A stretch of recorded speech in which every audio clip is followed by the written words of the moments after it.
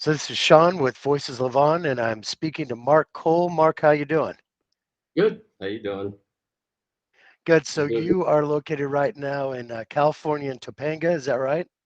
Yep. Just outside of Los Angeles. Yep. And you've been a cinematographer and director for how many years? Oh man, that goes back to my early 20s, so a long time, probably around 30 years, 30 plus years. Yeah. Now, something I learned when I was down in Jacksonville that's where I met you, but years later I went for my company. That's kind of the original Little Hollywood. Is that right? Oh yeah, that's from what I understand. It was in the 20s. Yeah, the film industry started there. I think pre like Charlie Chaplin and stuff. But yeah, it was downtown Jacksonville. They have some of the original studios still there. Yeah. So is that one of the reasons how you got your start, or did you come out to California first? Oh no, no, I started in Jacksonville, but yeah, that had nothing to do with it. I was quick stories. I was actually a guitar player in bands in my teenage years. I moved to Jacksonville from Chicago basically, and I landed there on my 16th birthday. My family moved there for a job for my father, so I moved there, and then I started playing in music in bands as a guitar player all around town, all the way through my early 20s. And somewhere in there, a guy that was following our band, he worked at a video company, and I was always interested in photography and whatnot. And I had said to him, if you were ever looking for anybody, because I just knew music wasn't not going to be my career. I enjoyed it, but it wasn't going to be. It's not sustainable, right? So one day he came in and he said, "Hey, they're looking for a guy in the video department," and this is in the '80s.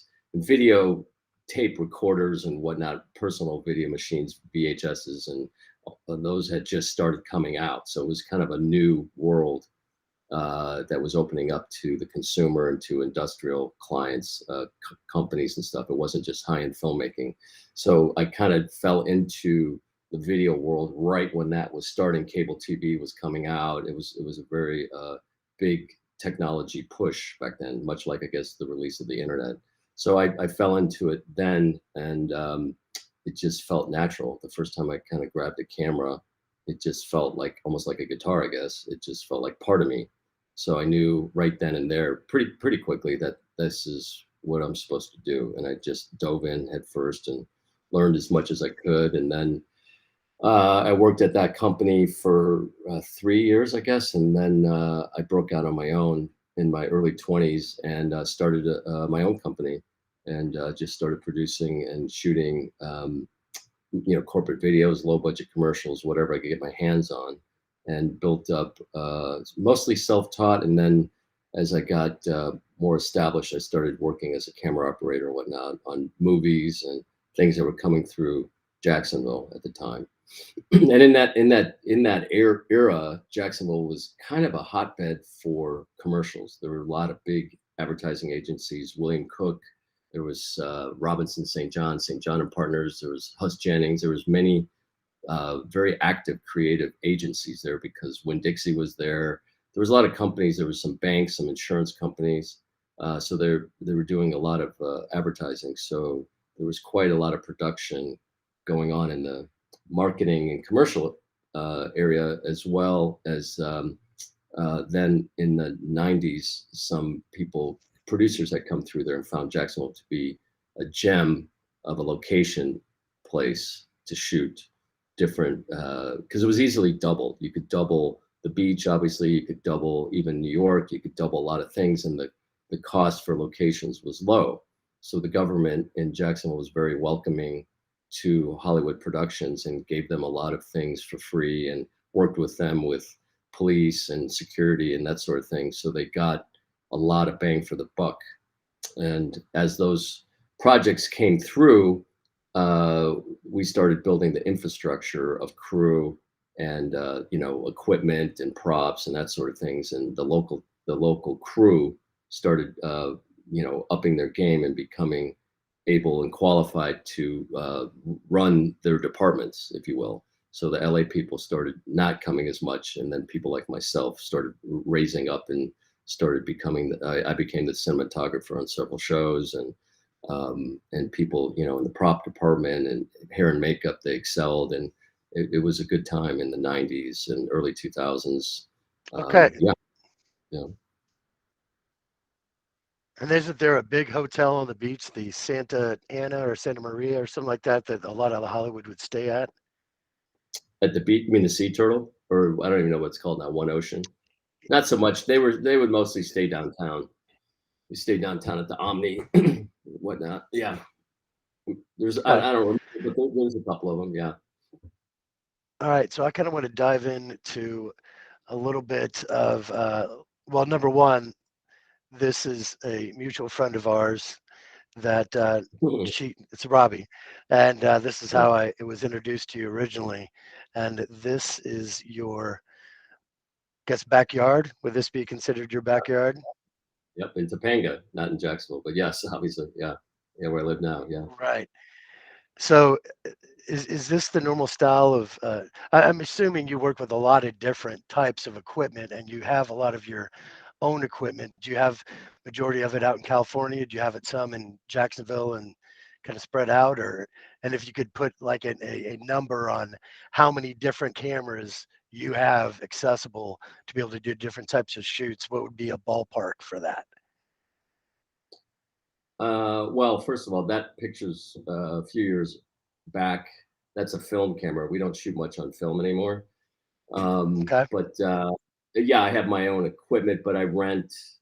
I have access to, you know, anything in the rental companies out here. I have nothing in Jacksonville. I'm fully, uh, vested in Los Angeles and Southern California. But I mean, I travel quite a bit for work, and I rent locally if I need to, or I rent or I bring my gear or what have you. But every project has, maybe a different need depending on budget, depending on, what we're doing and how many cameras, what type of lenses, what's the end result. Is this theatrical? Is this, streaming? Is it in-house corporate, or does it go on Instagram?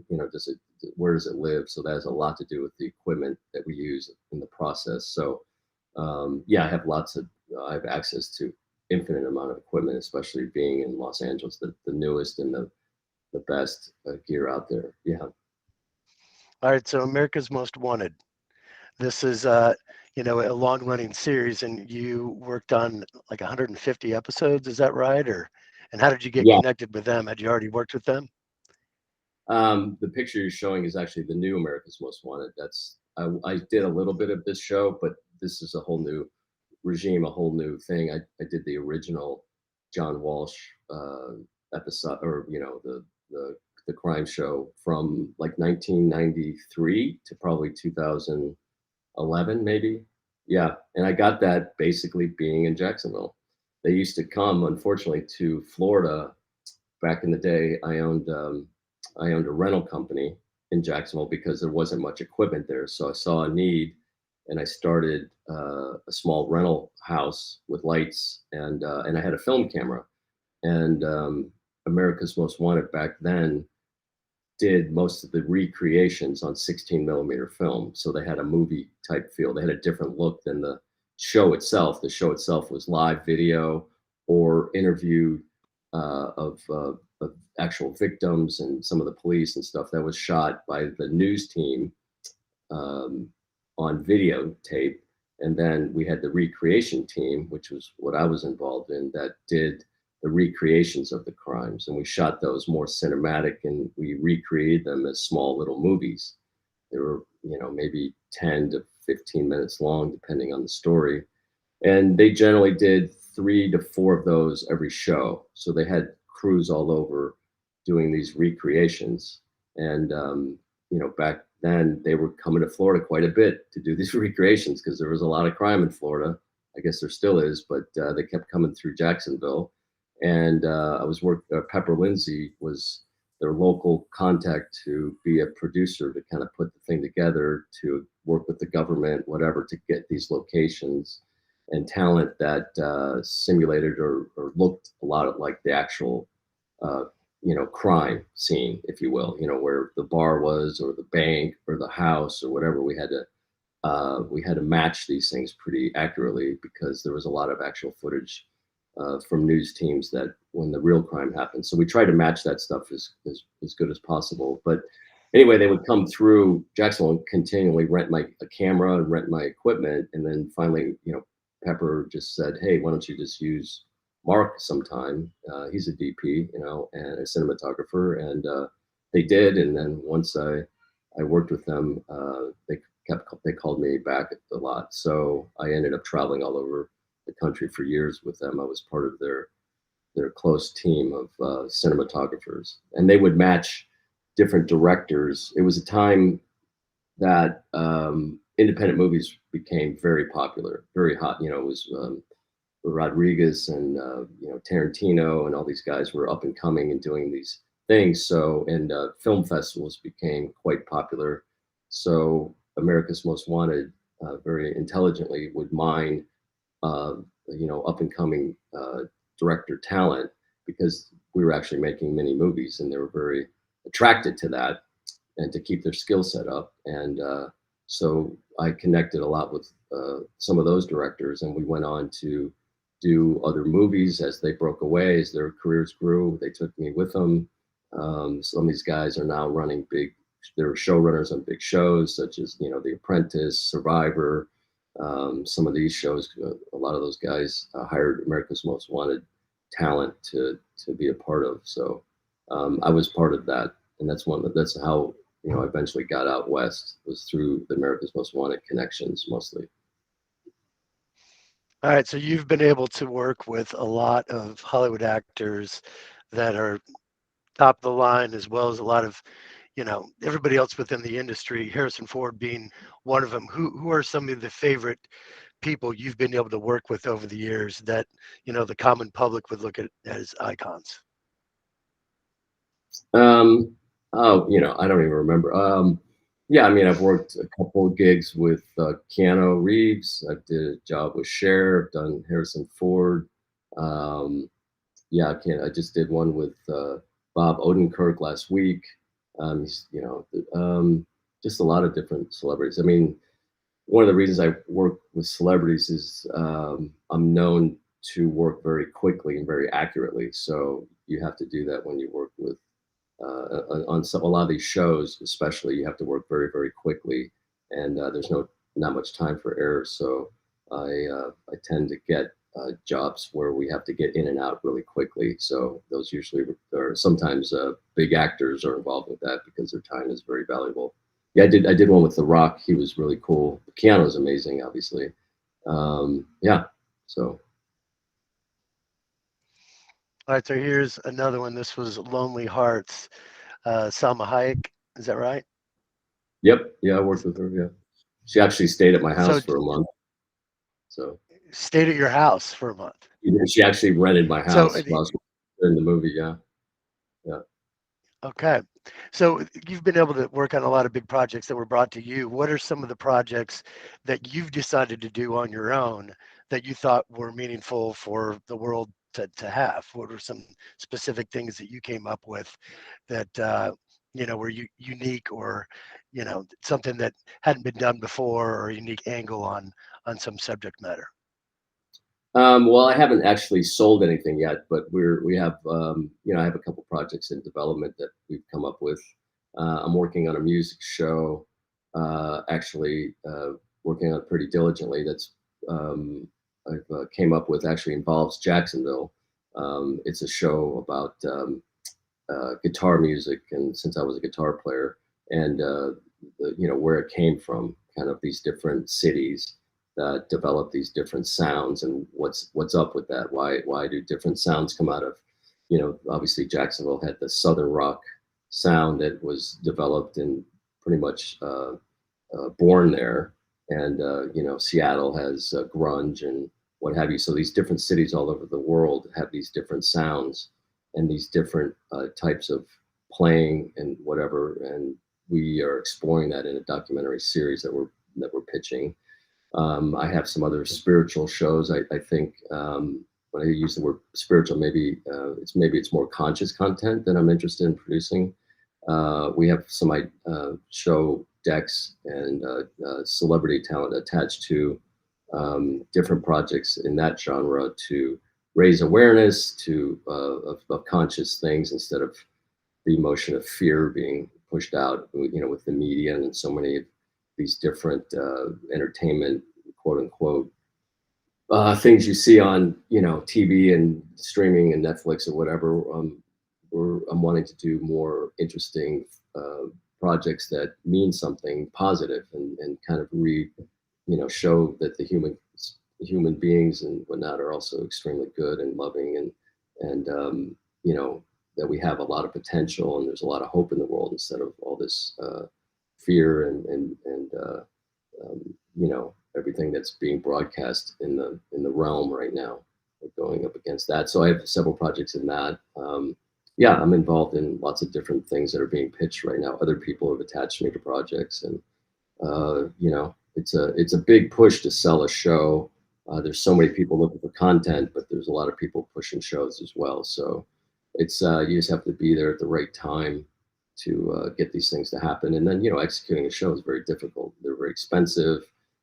There's so many different places for people to look to find things. Back when I started, there was it was television, and then there's 4 or 5 channels, and so there wasn't a lot of selection. Then cable came out, and there's hundreds of channels, and now it's infinite. So to get somebody's attention long enough, you have to have something unique enough to hold their attention and keep them interested. So the shows have to be, I think, there's so much dumb television. So I think there's a big room for highly intelligent television, and there's a lot of intelligent television out there. I guess it depends on what you want to see, but I do think that you have to have something a little more unique than ever to get somebody to watch your show. All right, so one of the most difficult parts of your job is you've got to get the shot from a lot of different angles, and maybe in a moving car, maybe from a hot air balloon in Aspen.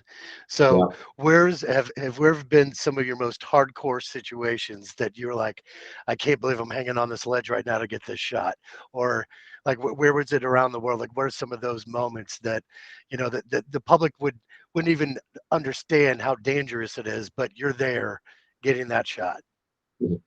Yeah. I think, wow, I've done so many dangerous things. It's gotten a lot safer because the technology has changed. We have remote camera heads now that we stick on the end of cranes. When I started, it was me on the end of these cranes that would fly out over cars, over mountains, I'd be in a moving truck hanging out on the end of a crane, shooting, strapped sometimes to the hood of a car. It's even happened, in a hot air balloon. But obviously, a lot of this stuff is replaced by drones. Like I said, remote heads, remote control cameras of all kinds on dollies. So things are a lot safer now because you don't need to be manning them. But yeah, it was definitely actually after the incident that happened on the Rust movie. I had been that camera operator 150 times probably or more because every action movie, America's Most Wanted crime show, always had several gunshots in it. Maybe, some of the shows I did had, 40, 50, where I'd be right by the gun as it shot by my head all the time. So that was very, very common. Um, yeah. So, there was an article that came out that said the cinematographer's job and camera operators is the most dangerous job on movies because if there's a stunt guy driving the car fast, generally he's driving it right by me, like inches away, or skidding right to the camera or um, flying over the camera. A lot of times we were operating because we had to pan or move the camera, accordingly and get the shot. So I worked very closely with many, many stunt people. Um, and, safety was a priority, but yeah, it got hairy many times. Yeah. I'm lucky, very lucky, I Have you guess. been hurt? Um, no, I haven't been, but I almost stepped off. I almost fell off a roof once, and actually the rigger guy grabbed me as I was kind of falling over, and that still kind of haunts me every now and then. But I thought I was strapped in, but I wasn't. It was my fault. It wasn't their fault. I was testing the rope before it was ready, and yeah, so I was lucky. Yeah, I've had a few close calls that went kind of down in a helicopter. Yeah, we don't. That's another thing. I was always hanging out of a helicopter, very low, because we didn't have drones, and handheld, hanging out of helicopters, chasing a car down the street or a boat in the ocean. 10 feet off the ground, or you fly under power lines, and a lot of crazy stuff. And a lot of times the pilots we would get, because most of the projects I've worked on were fairly low budget, we never got the pros. We would get the local guy that flew, you know uh, flew for whatever, not for anything. He always had the door on. They were going from point A to point B. They certainly weren't pulling the door off, hovering over a moving car, 10 feet off the ground. They weren't doing that kind of stuff, so they weren't super skilled in photography, which is a whole art. So we got in some kind of funky situations every now and then. Yeah. And when you travel the world, you never know what you're going to get. But people now, there's so much production now. There wasn't near that much when I started, because we shot a lot of film, and there wasn't that many people skilled in film. So there was maybe five or more, just under 10 people in the state of Florida when I started to shot film. And I was one of them. Now there's 500,000 people shooting digital or whatever in Florida alone. So people all over the place are working. So production's way more common. There's internet connections. There's crew services. There's payroll services. There's all these different ways to find skilled people, or word of mouth. But in the 90s and early 2000s, or there wasn't always that. So you kind of just get what you get when you got to these local cities and countries. You didn't know. I had a couple here. I did a documentary in Pakistan that got a little weird for a minute. So yeah, there's been definitely close calls, but there's also kind of, I don't want to say I'm a thrill seeker, but I do like a little bit of adrenaline and pushing the envelope to get the shot. As a camera operator, you want to create, especially if you do an action or something, whatever you're doing. I think we want to bring an emotion to it, because otherwise it's just a slideshow, right? So if there's no emotion in it, nobody's going to watch it, right? So you have to pick an emotion, and in action, it's excitement, right? So in order to get an exciting shot, you usually have to be in the line of fire somehow. You have to be close to the explosion. You have to be, the closer you are, the more the viewer feels a part of it, right? So if it's super safe, it's not always exciting, and yeah, there is safety first, but you got to push it a little bit to get that excitement, to get that edge to. And I've always been one to do that, because that excites me too. And if it's exciting me, it's going to probably excite the viewer. So that's the little extra push you have to push when somebody looks at your reel. If it's boring, you're not gonna work. And it's not. I just feel like we should push things a little bit to get a shot. If you're always shooting everything on tripod at eye level, that's where everybody sees. Put it down the ground, hang it on a roof, get up in a tree. Do something where it's a different point of view than we don't normally see, because that's you want to bring a different perspective to it. So that's important, I think. All right, so these three gentlemen, I'm sure you recognize. You mentioned that you had filmed or them. It's Al Unser Jr., Al Unser Sr., and Bobby Unser. Yeah, yeah, yeah. I did. What was the I worked. situation that you worked with them? Oh yeah, I did. Um, let's see. I've worked with, I think, Al Unser Senior twice, but I can't remember. But the main project I did with director Ben Orsich, I did the 100-year film for the Indy 500. I guess it's been 5 years ago, in Indy, Indianapolis, and we interviewed most of the winners, including Mario Andretti and Al Unser, Bobby, all those guys. We interviewed quite a bit of them with their actual cars behind them that we pulled from the museum. We built a small, cool stage in some of the warehouses by, I guess, on the property of the racetrack, and They brought the cars over for us, and yeah, we worked with those guys. Yeah. So I'm lucky enough to have been hired to basically interview the people that know the Yunsers to surprise Alancer Jr. for his 60th birthday. So over the next few months, we're going to be interviewing a lot of people, about all their favorite memories of working with them, and so that was pretty neat. But for yourself, you live a little bit on the wild side off camera, and you love bikes. What's one of the favorite places you've been able to ride on the planet?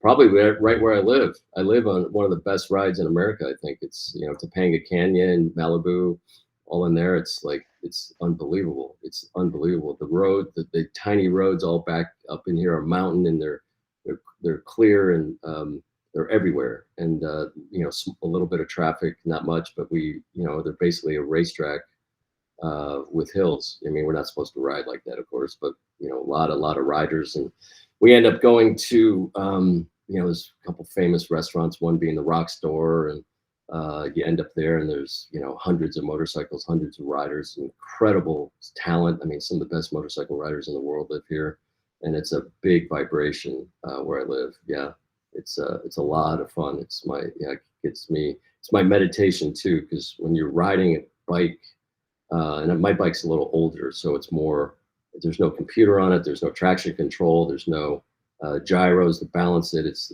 just me and the engine, and you're just listening to the shifting and the RPMs, and the cornering, and one little slip, you're down. But you gain this incredible amount of focus, which is, I think, very important for people's brains, is to live in a little bit of fear and push it, and because that gets the heart going, that creates new neurons in the brain. It gets you more and more sharp. It gets you more and more creative, and you're not thinking about anything else but that bike and the road and the conditions and you, and you have to relax into it, because if you ride with fear, you'll go down. Yeah, so you have to. It's a very spiritual thing for me, and after I do a really fast, exciting ride, I feel like good for like a couple of days. So it's very important that that we do something fearful, something unknown in our lives. Otherwise, I feel like you never grow, you never change. You're always in the same program over and over again, and you become sedentary, and there's nothing, there's no edge to you. There's nothing. And most successful people I know have some sort of practice where they're doing something where they push themselves, physically, mentally, and you don't even know your boundaries until you push it. And I think that's very, very important.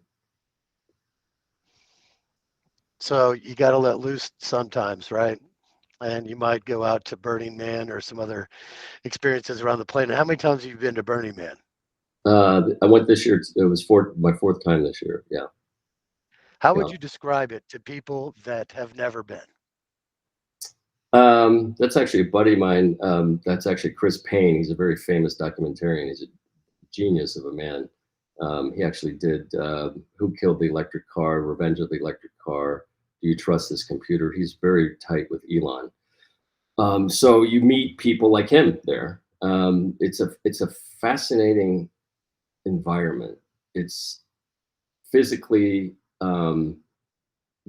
it can be extremely challenging because it's very, very hot. It can be extremely cold. It's on a dry lake bed in the middle of August, so it's challenging there. So, and even getting there is very difficult because you have to prepare, really diligently, and it's again a test of you as a person. You're on your own. There's nothing else there. There's no anything. You didn't bring water, you're going down. You didn't do this, you're going to be in trouble, right? So, there's rules there. And I like the rules of Burning Man, radical self-reliance. You're responsible for you, so there's a lot of ancient philosophy in it as a tribe. You know, you look out for each other, you take care of yourself, you pull your own weight, but then together as the tribe you survive, kind of thing. You know, and you meet. There's no phones, there's no anything. So, you know, again, the community, people have, you know, usually large integrity. They're hardworking, they're disciplined, they're bulletproof. You know, they're usually big thinkers. There's a lot of really highly intelligent people there. And the things I've seen at Burning Man, the art and the technology that I've seen there, it was like the first time it was ever revealed. And then I saw it later in, you know, the Olympics or something. Like they had a drone show a few years back that blew my head off, of technology, of AI technology that was there. And then it was in the Chinese Olympics the next year, right? So this year I saw a more incredible drone show that I'm sure will be revealed. But there's always new, like Wisdom was there with new virtual reality technology years ago. Now they're set up. They have a brick and mortar structure downtown LA. There's lots of things started in Burning Man, and they were beta tested kind of there to see how they were received, and then you know, they've become mainstream eventually.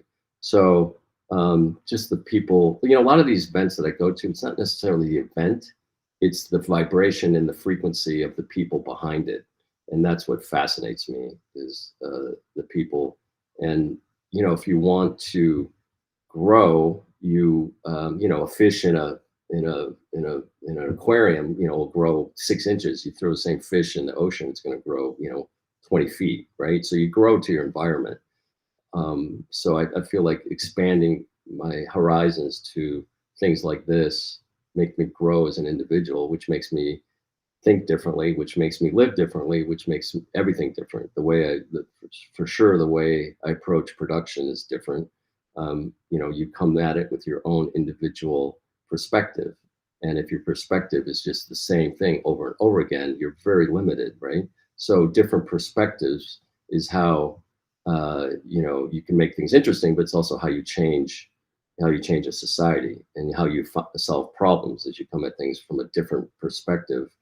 And you know, Burning Man is a totally different perspective, and you see so many different things. So yeah, that's one of the reasons I like to go. Sorry, my alerts are coming in. I don't know if you can hear that or not. A little bit. It's all right. So I want to Yep. switch gears a little bit to the person that gave birth to you, your mother.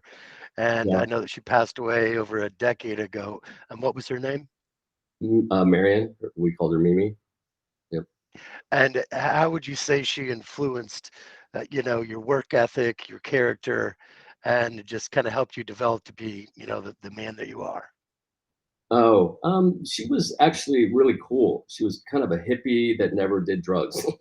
So, and you know, she had a very clairvoyant, calm perspective on things, you know, and I could, you know, pretty much tell her anything. She was very non-judgmental, not programmed like, you know, so many people are, and was very understanding. She had a very difficult life, so she was very understanding, very caring, and yeah, she had a really good influence. I think that's where I get um, my spiritual practice, my open-mindedness is from her. You know, living in um, you know, in Florida, Jacksonville, or these different places, I find it, especially now, I think people are opening up, but I find that we're programmed so much by what we see, right? What, you know, religion, government, society, you know, rules.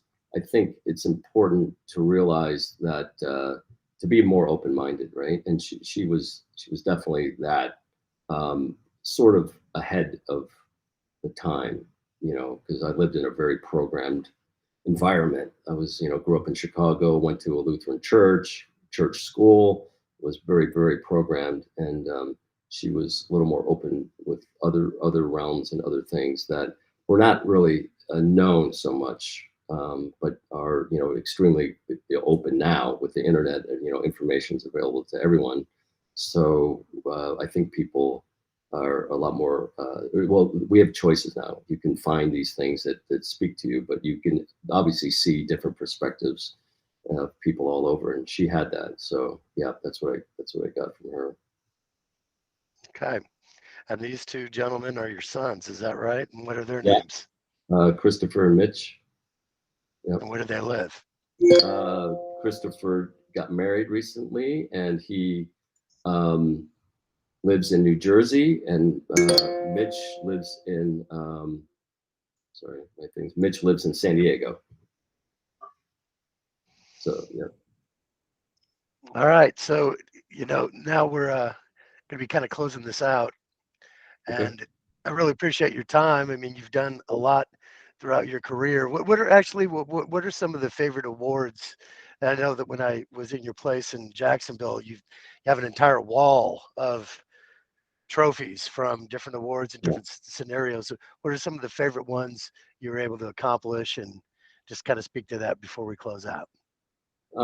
Wow, I have to think about that. Well, a lot of them I got, for commercial work, but I recently won some awards for. I did a series of short films for human trafficking awareness that I shot in the Dominican Republic, and I'm real proud of those. They look great, but they send a very powerful message of what's happening in the world, and they won a decent amount of awards. So I was real pleased with that.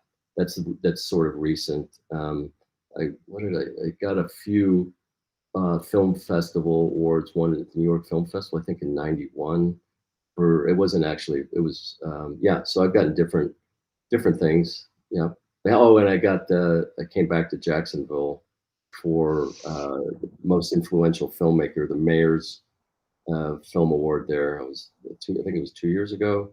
They flew me back. They voted me the most influential filmmaker, Jacksonville, whatever. So I went back there, and that was good to see all the gang there, and the mayor and everything. So that was nice. My dad was there, and my sister, and yeah, that was a good one.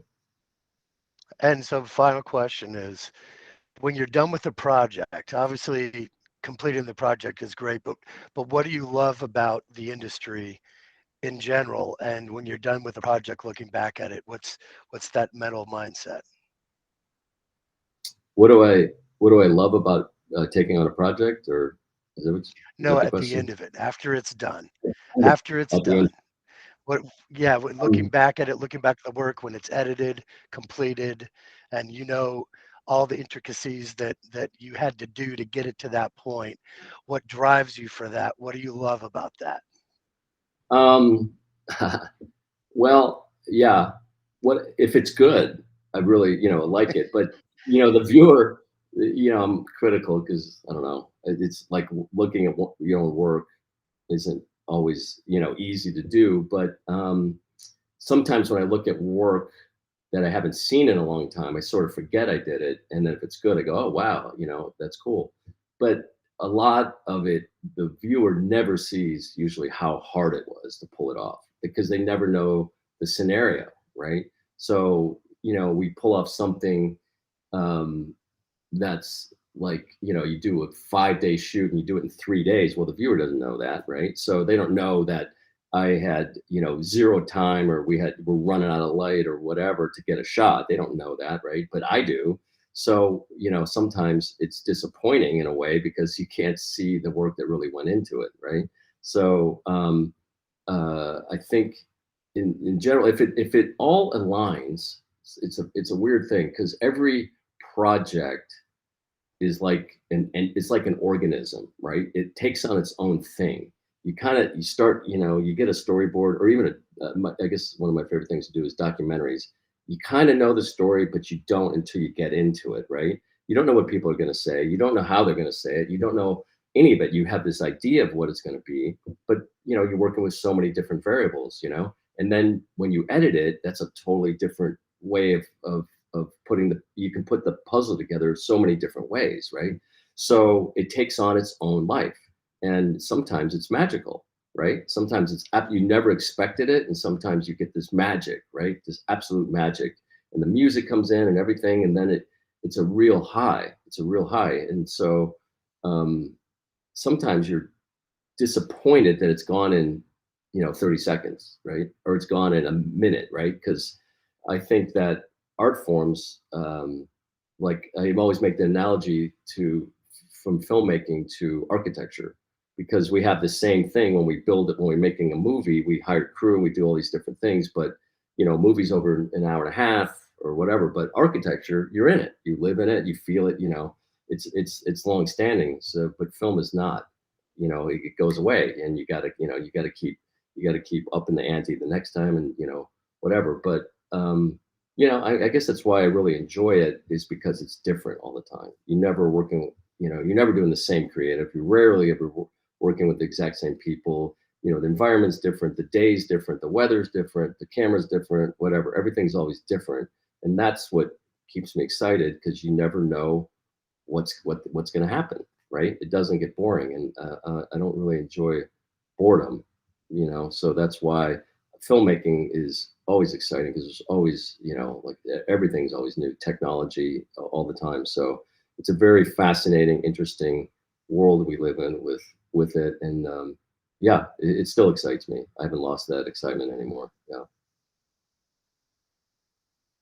Well, if I can ever help you out by contacting the people that have worked with you over the years so you can hear all the love and moments they've Yeah. had working with you, I'd be happy to do it. That's one of the things we do. But Mark, I really appreciate your time.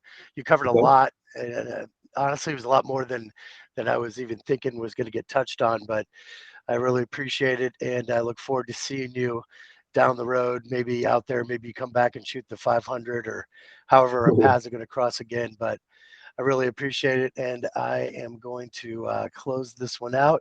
Is there anything else you'd like to say before I close this situation out?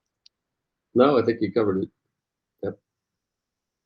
Okay. Well, thank you, and I will talk to you soon. Okay, bud. All right. You got it.